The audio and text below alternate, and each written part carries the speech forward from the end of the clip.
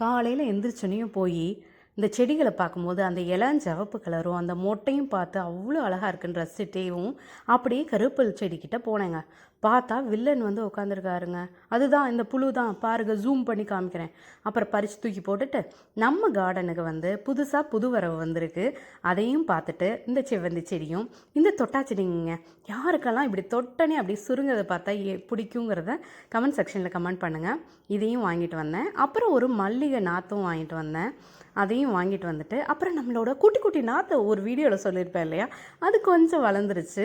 So அதுக்கும் தண்ணியெல்லாம் ஊற்றிக்கிட்டு அதையும் பார்த்துட்டு நேராக சமையல் கட்டுக்கு போயாச்சு. இன்றைக்கி வந்து நானும் பன்னீர் பட்டர் மசாலாவும் செய்யலான் இருக்கேன். ஸோ அதுக்காக தேவையான ஆனியன், அதுக்கப்புறம் டொமேட்டோ எல்லாமே கட் பண்ணி எடுத்துக்கிட்டேன். அதுக்கப்புறம் அதையும் போட்டு வதக்கி எடுத்துக்கிட்டு பன்னீரையும் வறுத்துக்கிட்டு அதுக்கப்புறம் மறுபடியும் பன்னீர் பட்டர் மசாலாவும் நானும் செஞ்சு சாப்பிட்டு டிஃபனை முடிச்சாச்சு.